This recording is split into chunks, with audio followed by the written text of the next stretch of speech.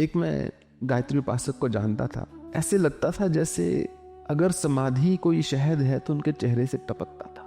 वो एक गृहस्थी थे, उनके जीवन की दिनचर्या थी 16 माला वो प्रतिदिन जपते थे महामंत्र की हरे कृष्ण, और 24 माला गायत्री की प्रतिदिन। उन्होंने ऐसा किया लगभग 50 साल। मैं उनसे मिला 90s में, अर्ली 90s में। बहुत प्रभावित हुआ क्योंकि सच्चे उपासक थे। उस समय वो इतनी ऊर्जा अर्जित कर चुके थे, इतनी शक्ति अर्जित कर चुके थे कि बहुत लोगों की इच्छाएं पूरी कर देते थे।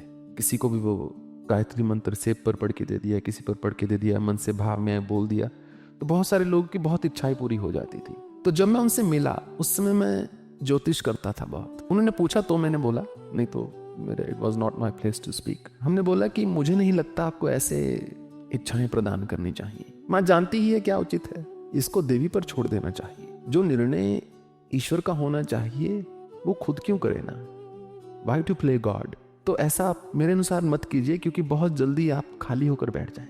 बालक की बात को बहुत कम लोग सीरियसली लेते हैं। तो उन्होंने, मैं नहीं जानता बुरा माना या नहीं माना, उन्होंने कुछ ज्यादा उसका उत्तर प्रत्युत्तर नहीं दिया, मुझे प्रतिक्रिया नहीं दिखाई। उसके लगभग 7 साल के बाद मैं उनसे मिला, 9 साल के बाद 2002 में मैं उनसे मिला।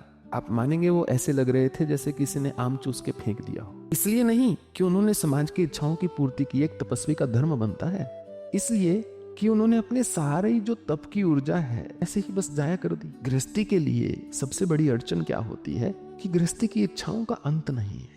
मनुष्य का अंत हो जाता है, इच्छाओं का अंत नहीं होता। तो गृहस्थी जब मंत्र जपना शुरू करता है तो वो ईश्वर के साथ व्यापार शुरू कर देता है कि ये मेरी इच्छा पूरी कर दो, मेरी वो इच्छा पूरी कर दो, बस मैं देख लो, मैं तो इतने दिनों से जप रहा हूँ या जप रही हूँ, कभी एक बार भी सच्चा जपा है तो प्लीज मेरी ये इस बार सुन लो। वो आदान प्रदान जब तक चलेगा तब तक भक्ति नहीं हो सकती।